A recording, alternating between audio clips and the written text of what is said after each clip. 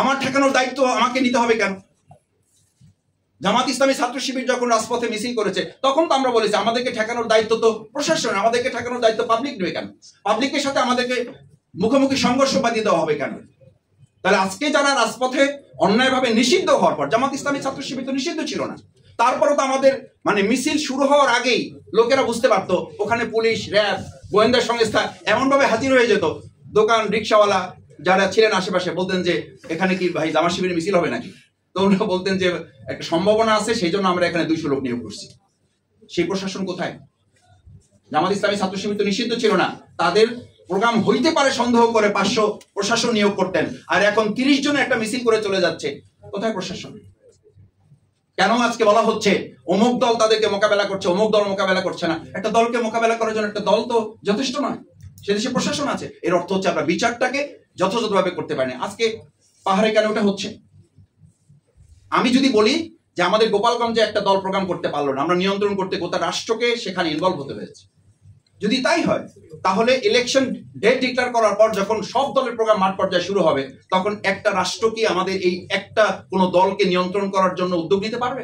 ঢাকা বিশ্ববিদ্যালয় মতো একটা ডাকসু নির্বাচনে আমার যতটুকু জানা আছে সেখানে উপদেষ্টাদের ইনভলভ হতে হয়েছে। রাজনৈতিক দলগুলোর সাথে নেগোশিয়েট করার জন্য উপদেষ্টা বৃন্দকে ইনভলভ হতে হয়েছে। তাহলে আমাদের দেশে 300 আসনে যখন নির্বাচন হবে, কতজন উপদেষ্টা কতজন আসনে ইনভলভ হবেন? এটা আপনাদের ভাবা উচিত, এটা উপদেষ্টা বৃন্দের ভাবা উচিত, স্বরাষ্ট্রমন্ত্রী ভাবা উচিত, আইজিপির ভাবা উচিত। আমি ডাকসু নির্বাচনে সাধারণ একজন মানে অবজারভার হিসাবে আমার দেখার, জানার, বোঝার সুযোগ হয়েছে। গোটা রাষ্ট্রকে ইনভলভ হতে হয়েছে।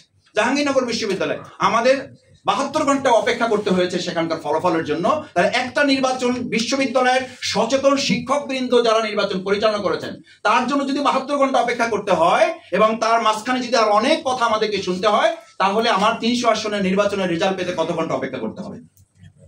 রাজশাহী বিশ্ববিদ্যালয় যদি একটা মব সৃষ্টি করে কেউ কেউ সেখানে একটা দাবি আদায়ের নামে বিশ্ববিদ্যালয়ের নির্বাচন পিছিয়ে দিতে পারে, তাহলে তো আমি ধরে নেব আমার নির্বাচন ডিক্লেয়ার হওয়ার পর যখন লেভেল প্লেইং ফিল্ড হবে, নিশ্চিত হবে, তখন আমার কারো পছন্দ না হলে আমরা একটা মব সৃষ্টি করে আমার নির্বাচনের ডেট আমরা পিছিয়ে দেওয়ার দাবি তুলব। আমরা পারছি না তো। এই যে ফেসিবাদী রাষ্ট্র ব্যবস্থার দর্শন, পরিকল্পনা, চিন্তা, ক্যারেক্টার, হ্যাবিট, নেচার, এগুলো আমাদের যখন পরিবর্তন হয় নাই, তখন শুধুমাত্র নির্বাচন কমিশন ইজ নট এনাফ, শুধু law enforcement law is not enough. এটার জন্য সাধারণ মানুষ হিসাবে আমাদের রাজনীতিবিদ যারা আছেন, রাজনৈতিক দল যারা আছেন, তাদেরকেও এই সমস্ত ব্যাপারে সচেতনতার সাথে 3S ফর্মুলা মেনটেন করা দরকার। নাম্বার 1 হচ্ছে মানুষের মধ্যে একটা চিন্তা ডেভেলপ করেছে যে কেউ ফেসিবাদী আচরণ করে শেখ হাসিনার মতো লোক টিকতে পারে নাই, ভবিষ্যতে আর কেউ টিকতে পারবে না। যদি টিকতে না পারে তাহলে আমার বক্তব্য হচ্ছে এইটা আশার দিক। এর সাথে আমার হতাশা হচ্ছে যে আমরা কি আবার আবু সাইদের মতো জীবন দিতে হবে এই ছেলেগুলোকে, আবার মুগ্ধের মতো ছেলেগুলোকে জীবন দিতে হবে? নাম্বার 2 হচ্ছে আশার দিক যে আমাদের এই জেনজি জেনারেশন যাদেরকে বলি, এরপরে এখন জেনারেশন দিকে আরো ডেভেলপ করেছে, আলফা জেনারেশন চলে আসছে। তারা বলতেছে এখন আবু সাইদ মুগ্ধের মতো আমরা জীবন দেবো না, তার আগেই ফেসিবাদ এবং ঘাড় মটকে দেবো।